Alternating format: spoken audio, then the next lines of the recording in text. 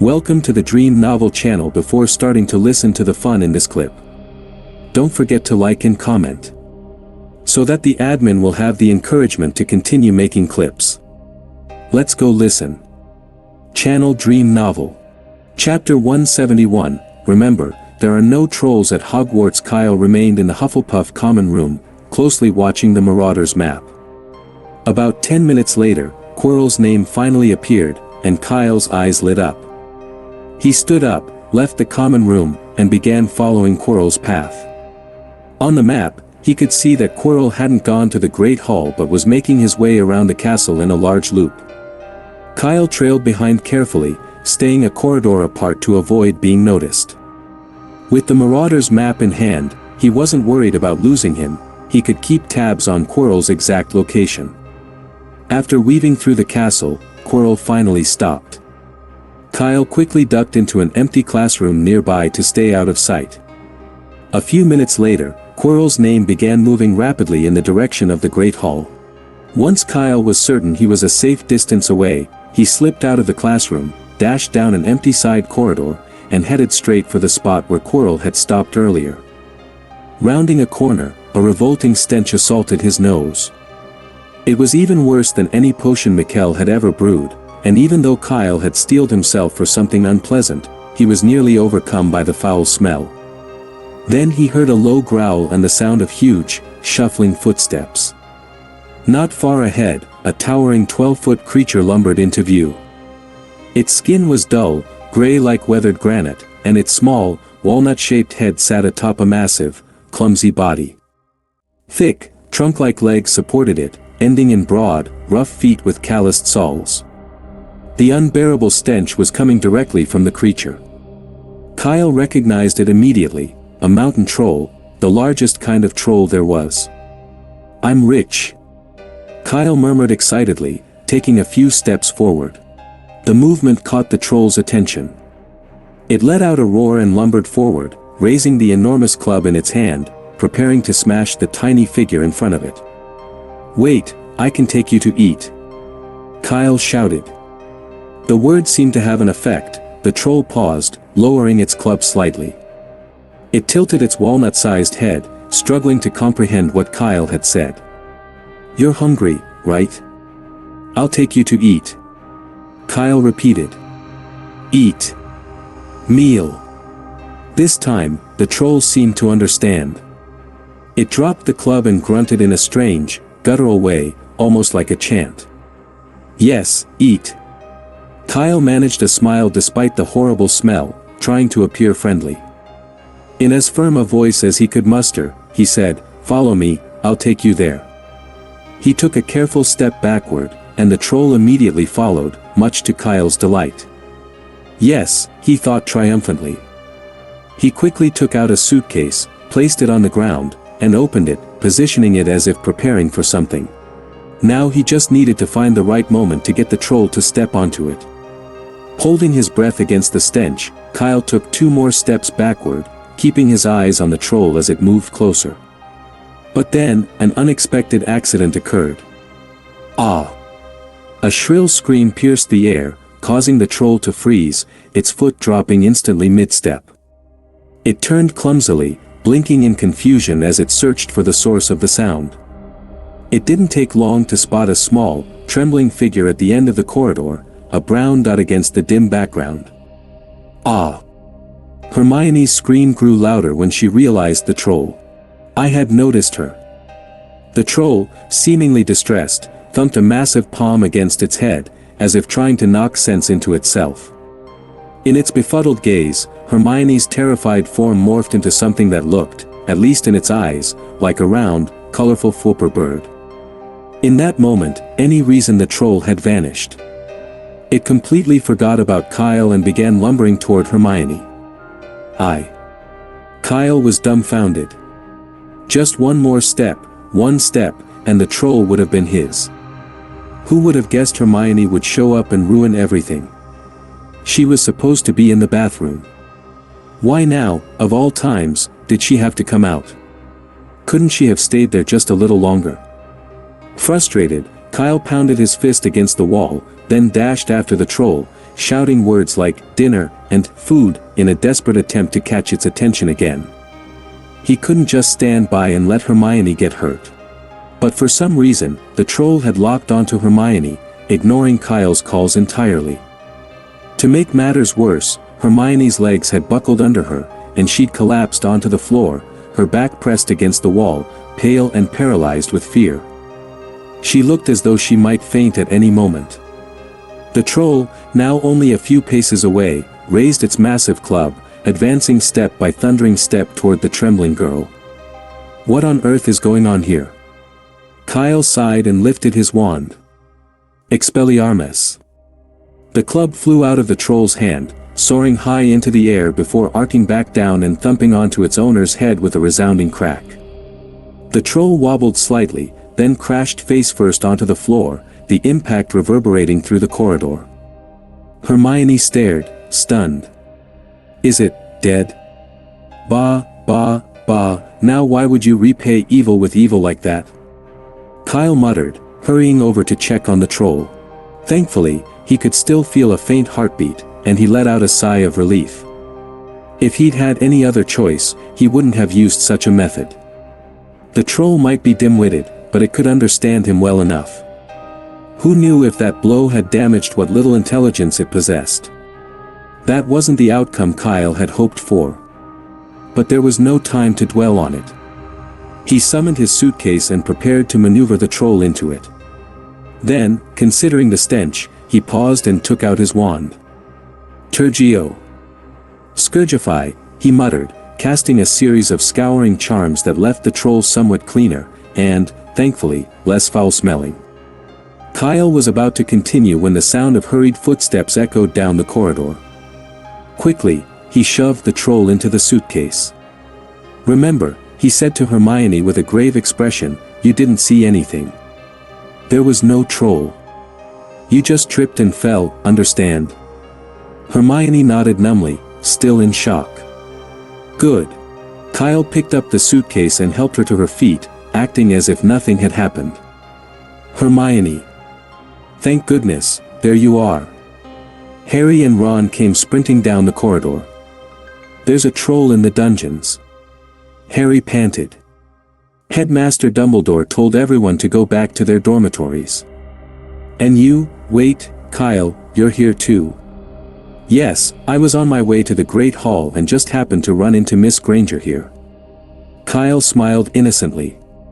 Did you say there's a troll in the dungeons? How could that happen? Why would there be a troll at Hogwarts? It's true, I swear, Ron interjected quickly.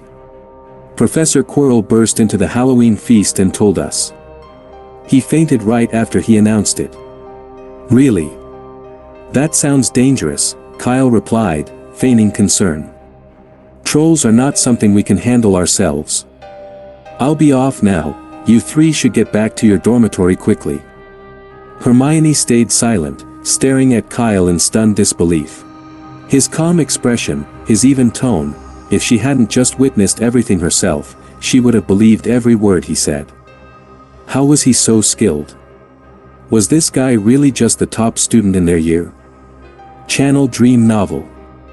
Chapter 172, The Change of Heart of Snape. When Hermione finally came to her senses, Kyle was already gone, leaving Harry and Ron standing there, looking at her with worried expressions.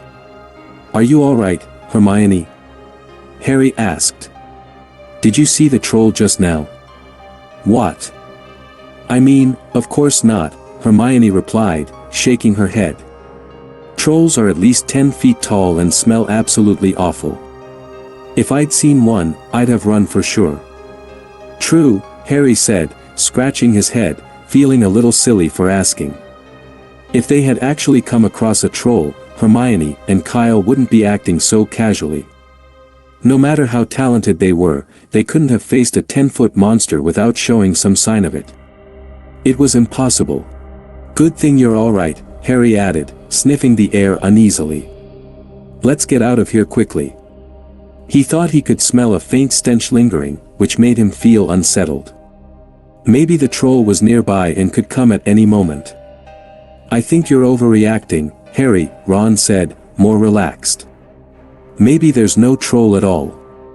This could just be a prank from Professor Quirrell to spice things up. I bet the professors will come around soon and tell us to go back to the Great Hall. Remember, this is Hogwarts, with Dumbledore. You're right, Harry said, feeling a bit more reassured at the mention of Dumbledore's name, though a lingering sense of unease remained. But let's still hurry back, he added. If the professors find us wandering around here, we'll definitely get demerits. The three of them quickly made their way toward Gryffindor Tower. Along the way, Harry and Ron talked about what they'd just seen, speculating that Snape was heading toward the restricted area. Hermione, however, stayed silent, following behind, seemingly deep in thought. As they approached the corridor leading to the common room, she suddenly asked, "Did you two come looking for me on purpose?" "Yeah," Harry said. "Parvati Patil told us you were locked in the bathroom. You weren't at the feast, so you hadn't heard about the troll.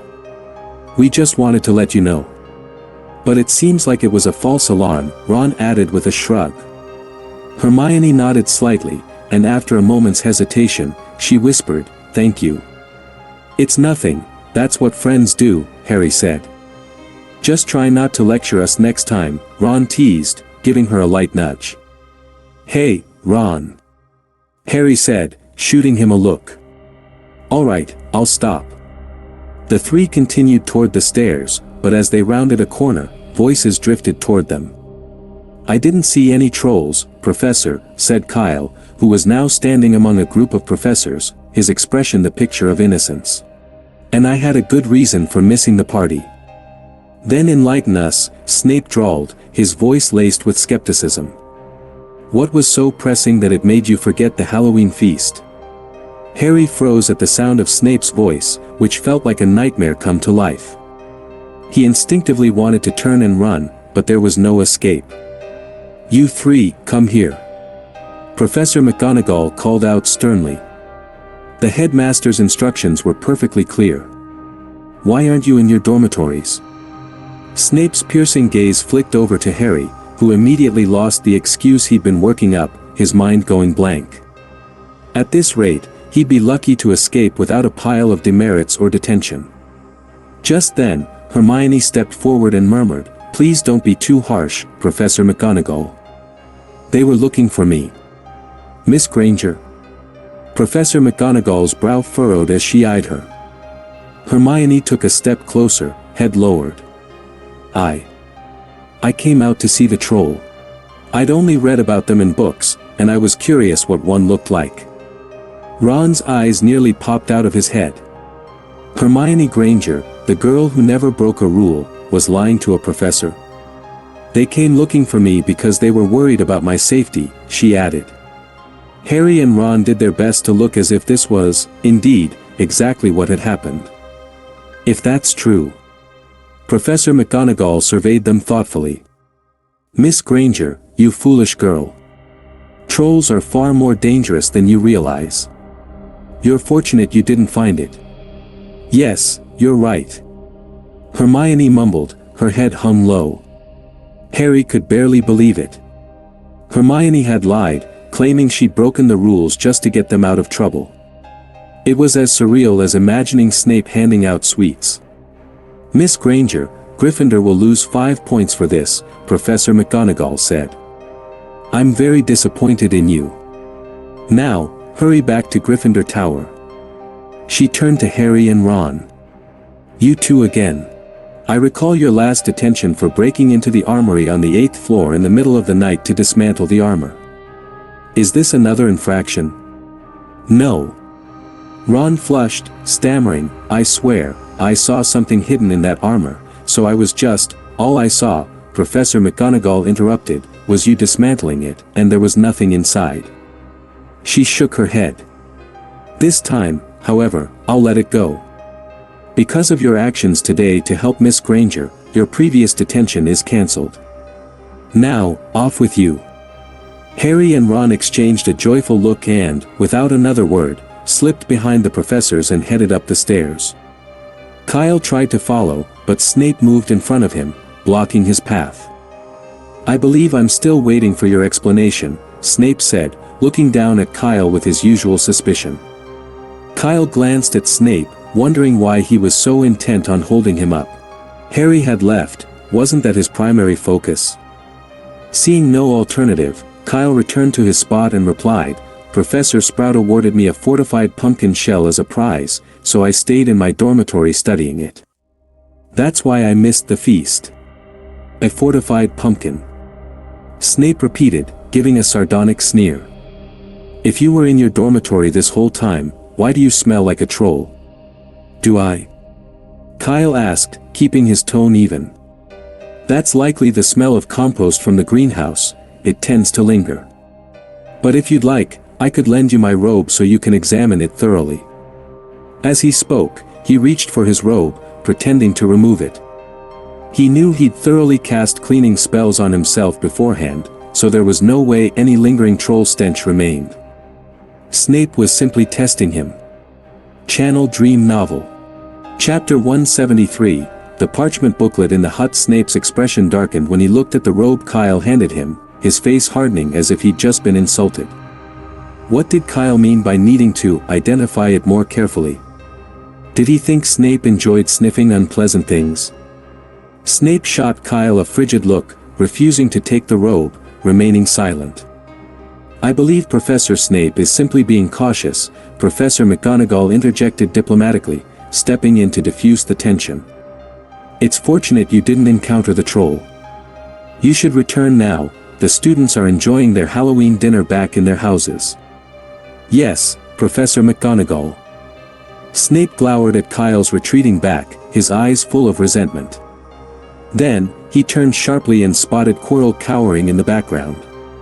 "Quirrell, where is this troll you keep going on about?" he demanded. It's in the dungeon." Quirrell stammered, leaning against the wall, clutching his chest. "It's really 15 feet tall, so high. But Dumbledore already looked, and there's nothing in the dungeon," Snape said impatiently. "Do you think it's funny, making everyone abandon the Halloween feast to chase after a troll that doesn't even exist?" I didn't. Severus. I didn't." Quirrell murmured, slowly sinking down along the wall, sobbing. "I don't know, it must have gone somewhere." "It's possible it wandered off," Professor Flitwick chimed in after a moment's thought. "For the students' safety, we should conduct a thorough search. I'll check the 3rd floor. I'll take the 4th floor, then. I'll search the 5th. The professors quickly decided on their respective floors and dispersed to continue the search. "If I find out you're lying or pulling some kind of stunt, you know what I'll do." Snape gave Quirrell a frosty glare. "I'll be seeing you." With that, he limped away. Quirrell said nothing, remaining seated on the floor, his sobs continuing, as if paralyzed by fear.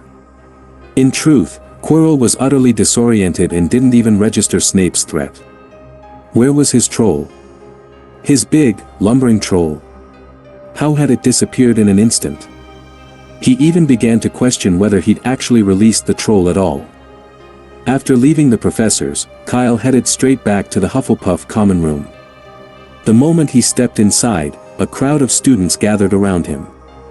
"Thank Merlin, we were just about to go look for you," Cedric exclaimed. "Brown said you'd been in the common room earlier, but when we got back, you were already gone. Why didn't you go to the feast today? Thank goodness you're safe." "You don't know, there was a troll in one of the dungeon classrooms. My goodness, the books say they're over 10 feet tall." Everyone spoke at once, each one worried about Kyle's safety. "Thanks, everyone, don't worry, I'm fine," Kyle replied with a reassuring smile. "I ran into the professors, and they escorted me back." "The professors?" Mikkel asked, his curiosity piqued. "Did they catch the troll?" "I don't think so," Kyle shook his head. "Honestly, I doubt the rumor is even true. How could there be a troll at Hogwarts?" "But Professor Quirrell saw it himself." "He probably made a mistake," Kyle shrugged casually. "After all, the defense against the dark arts professors at Hogwarts have never been very reliable." Mikkel seemed about to add something, but Kyle cut him off. "Can we talk later? I'm starving." He hadn't had even a sip of water, keeping an eye on Quirrell the whole time, and now his hunger was catching up with him. "All right." Mikkel scratched his head, a bit embarrassed. The tables in the common room were laden with an array of food. Although it wasn't quite as abundant as the feast in the Great Hall, they could ask the house elves for anything they needed, making it feel like a magical buffet. Kyle walked over to the table, took a bite of a pumpkin pasty, and then requested a large steak, which he devoured in just 2 bites. Cedric and Conna sat on either side of him, and though they hadn't eaten much earlier due to worrying about him, their own hunger was now catching up. After some thought, Cedric requested an apple pie, while Conna ordered the same steak as Kyle, 3 servings of it, in fact. After dinner, no one felt like going to bed just yet.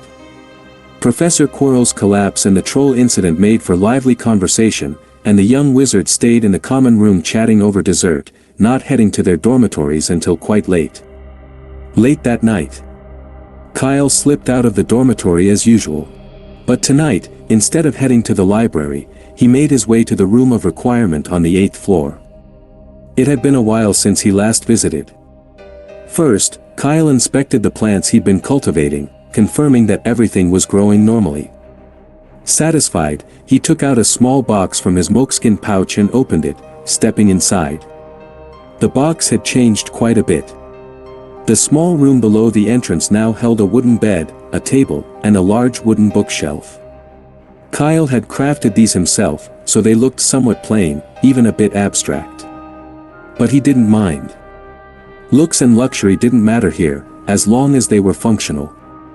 The bed and table were empty, but the bookshelf was filled with parchment-bound volumes, all except for the last row.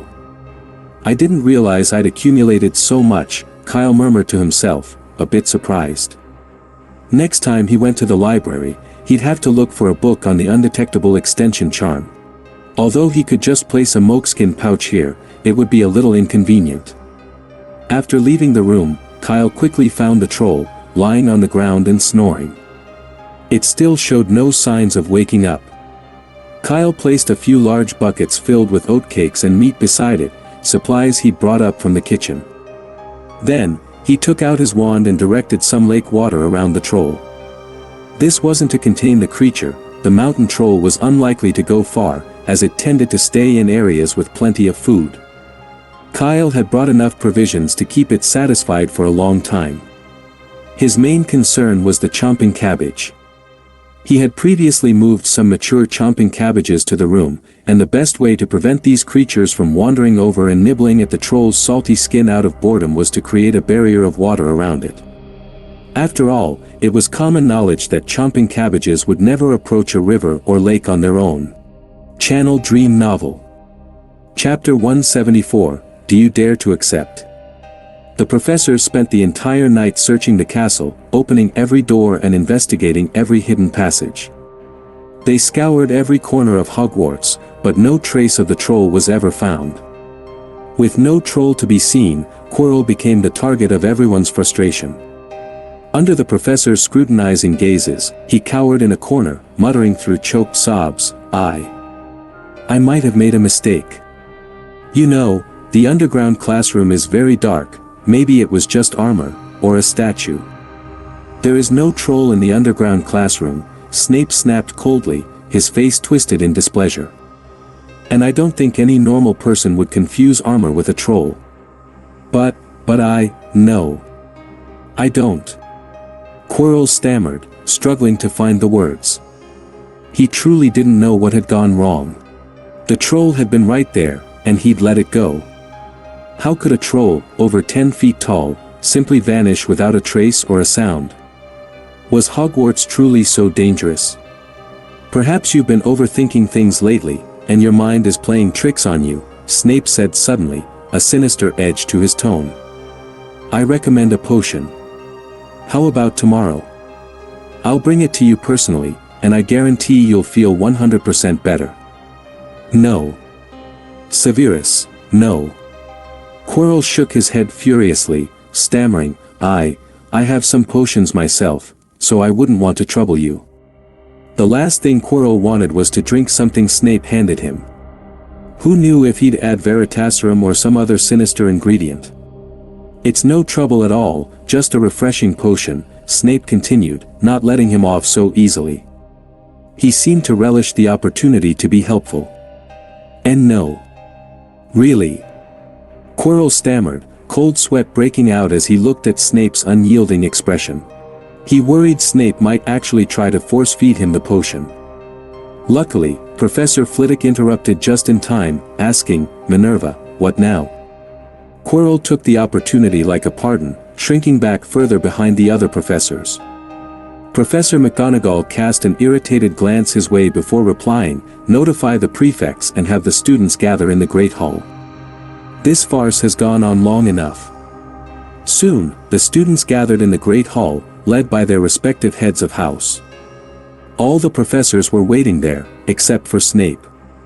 He had been bitten by Fluffy the previous night and had barely managed to keep going on a bit of essence of dittany before finally retreating to his office to recover. At the front of the hall, Professor McGonagall announced that the troll was no longer in the castle. The crisis was officially over. The young wizards broke into cheers. "I told you, there was no troll," Ron said excitedly from the Gryffindor table. "Honestly, I have to deal with stuff like this at least twice a week, and you all doubted me." But everyone was too busy celebrating to notice him. Only Harry gave him a smile and a friendly clap on the shoulder. "I owe you an apology, mate." Hermione heard them but didn't correct them. Instead, she stood on tiptoe, trying to see over to the Hufflepuff table. She spotted Kyle, clapping along with the others, looking completely unfazed. Is he really the youngest winner of the special award for services to the school? Hermione found herself doubting again. Kyle, however, had no idea what Hermione was thinking, and even if he did, he wouldn't have cared, as long as she kept quiet. In the days that followed, Kyle spent time each day inside his trunk, working to tame the troll. Though the creature was dim-witted and clumsy, unable to perform magic, it was a formidable fighter. With its thick hide and brute strength, Kyle figured it would make an excellent frontline meat shield. Its lack of intelligence also made it easy to control. For Kyle, the task was straightforward.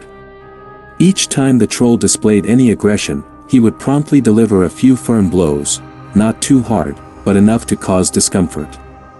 Before leaving, he always rewarded it with some food. Through a mix of discipline and treats, the troll quickly became more compliant. Soon, whenever it saw Kyle, it no longer acted hostile but simply giggled in a simple, harmless way. Within a few days, rumors spread, and soon everyone knew about Professor Quirrell's blunder, that he'd been too scared to face the troll and mistook its shadow for the real thing, turning the Halloween feast into a joke. Already unpopular, Professor Quirrell quickly became the laughingstock of the school. Students found it unbelievable that someone so timid could teach defense against the dark arts. Fred and George seized the opportunity, launching a betting pool on when Professor Quirrell would leave Hogwarts and what might happen to him in the end. Initially just a light-hearted prank, it quickly gained traction. Students from every house were happy to spend a few nuts or sickles to join in the fun, and within days, the twins had raked in nearly a dozen galleons. This unexpected success went to the twins' heads a bit, and one day, during a meal, they excitedly shared their triumph with Kyle. "This is way faster than selling products," Fred exclaimed, shaking his jingling coin pouch. "It's like picking money off the ground." Kyle tilted his head. "How many people are in on it now?" 129 so far, George said proudly. "From all 4 houses." Cedric's eyes widened in disbelief. "That many? I thought it would be 20 or 30 at most." "Professor Quirrell's quite the hot topic these days," Fred said with a grin. "Anything about him is bound to get attention." Turning to Kyle, Fred added, "So, how about it? Want to join in?" He shook his coin pouch enticingly. Cedric and Conna shook their heads in unison, uninterested in the game. But Kyle gave a thoughtful rub to his chin. "That does sound interesting," he said. "What are the rules?" "Simple. Fred's grin widened. Two options: guess the time Professor Quirrell leaves Hogwarts and predict his ultimate fate. If you guess right, we'll pay back double. How about that? Pretty generous, huh? Kyle nodded thoughtfully. So, George prompted, which one do you want to guess? I'll guess both, Kyle replied, pulling out galleons and slapping it on the table. Here's 20 galleons. Do you dare take them? Channel Dream Novel. Chapter 175, No Hurt Without Comparison, 20 galleons. Fred and George looked up at Kyle, exchanging a hesitant glance. To take it or not to take it, that was the question. If they accepted and Kyle guessed correctly, they'd not only have to forfeit all the money they'd previously earned but even more on top of that. Yet, with 20 gleaming galleons lying temptingly before them, the thought of refusal hardly seemed possible. Licking his dry lips, George asked, 20 galleons, are you sure? Kyle raised an eyebrow. It's a risk worth taking. Besides, I can tell you what I think it is right now. He leaned in, whispering a few words into their ears. Quirrell will stay until after the final exams. The ending. Upon hearing Kyle's prediction, the twins gasped, then exchanged a wide-eyed look. You're not going to tell our mom about this, are you? Fred asked, eyeing Kyle suspiciously. Kyle's words sounded like an unexpected windfall, almost too good to be real, and Fred couldn't shake the feeling that there must be a catch. Of course not, I promise, Kyle replied with a reassuring smile. George took a deep breath. All right, we'll take it. A wise choice, Kyle said, giving them a meaningful look before taking a leisurely sip from his glass of pumpkin juice. Cedric and Conna, who had been watching the scene unfold, stood in disbelief. Only now did they fully grasp what had just transpired. 20 galleons was no small sum, it was more than many students' pocket money for an entire school year. Cedric was about to advise Kyle against being so impulsive when Fred and George, as if sensing a change of heart might be looming, quickly scooped up the galleons from the table and dashed back to the Gryffindor table. Kyle, you're being impulsive. Cedric began. But before he could finish, an unfamiliar voice interjected. What you're doing is wrong. A young girl with bushy brown hair stood not far away, watching them sternly. Cedric recognized her vaguely and, after a moment of thought, asked, Are you, a new Gryffindor? Yes, I'm Hermione Granger. Cedric Diggory, nice to meet you. Hermione gave him a brief nod, then fixed her gaze on Kyle, her voice firm. What you just did was wrong. Gambling is forbidden at Hogwarts. I know. Kyle replied casually. That's why I'm helping them quit. What? Hermione looked momentarily thrown off, clearly not understanding what Kyle meant. But you just, don't worry about the details, it's complicated to explain. Just know that I'm helping them, Kyle interrupted, smoothly changing the subject. So, what brings you here?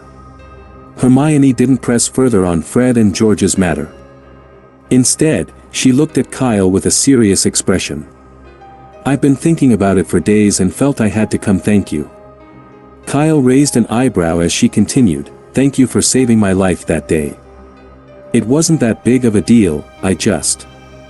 Well, if you insist, I'll accept, Kyle said, feigning helplessness. He had been trying to avoid Hermione as much as possible lately and was surprised she'd remember the incident after all this time. Is there anything else? Yes. Hermione replied without hesitation. She pulled out her beginner's guide to Transfiguration and opened it. Kyle noticed her book was filled with notes, with every blank space crammed with scribbles. Hermione pointed to several particularly marked passages and asked, Can I ask you some questions? Kyle nodded, and he and Cedric took turns answering Hermione's questions in detail. Hermione listened with rapt attention. These were concepts she hadn't fully grasped in class, and although she'd initially planned to consult Professor McGonagall, somehow she had ended up asking Kyle and Cedric instead. Yet, the result was just as good. Kyle and Cedric managed to clear up her confusion with just a few explanations. Once they'd answered her last question, Hermione reluctantly closed her book. Her earlier doubts about Kyle had completely vanished by now. No wonder he was top of the class. Material that had troubled her for so long had been explained so effortlessly. Cedric, a third year, was just as impressive. For a moment, Hermione felt a pang of regret for being sorted into Gryffindor. Hufflepuff seemed like a haven for learning. Their combination was like having personalized tutoring from a professor. And then she thought about her own house. Hermione, let me copy your homework. What was the charm class homework again? The memory of two particular Gryffindor voices popped into her head, and she shivered involuntarily. Forget it, best not to think about it. After thanking them once again, Hermione hurriedly left with her book. Watching her walk away, Cedric asked curiously, "Why did she say you saved her life just now?" "It was a while back," Kyle shrugged, his tone casual. "I didn't do much, just helped her out a bit." "She's making a fuss over nothing." Cedric nodded, sensing that Kyle didn't want to elaborate, so he didn't press further. "By the way, Harris told us to meet at the Quidditch pitch today. You're aware of that, right?" "Yeah, he told me last night." Kyle perked up at the mention of Quidditch. After Halloween, the Quidditch season would begin, which meant their break was over, and training would start again. Luckily, their first match was against Ravenclaw, so neither Harris nor the team was feeling too tense. This showed in today's practice session. With the match drawing near, the other houses were doing everything they could to maximize their time on the Quidditch pitch. Slytherin's Marcus Flint had even gone to Snape and shamelessly reserved the pitch for the whole weekend, allowing them ample practice time. Wood would have liked to do the same for Gryffindor, but Professor McGonagall wasn't as indulgent. Of the four houses, only Hufflepuff kept to their regular schedule, with Harris arranging their standard 2-hour session. While this approach might seem a bit unfriendly to Cho, it was how things were. Quidditch was a team sport, relying heavily on coordination to secure a win. Ravenclaw, who had languished at the bottom of the standings for so long, wasn't likely to rise simply because they had a new seeker. Their odds of victory remained slim, unless Cho could catch the golden snitch within 5 minutes. Of course, if that happened, no amount of training could make a difference. After leaving the Great Hall, Kyle and Cedric returned to their dormitory, grabbed their broomsticks, and headed to the Quidditch pitch. Now the fun in this clip is over. Which listeners haven't liked and commented yet? You can press like and comment to encourage the admin find the fun in the next clip. May the listeners be happy forever.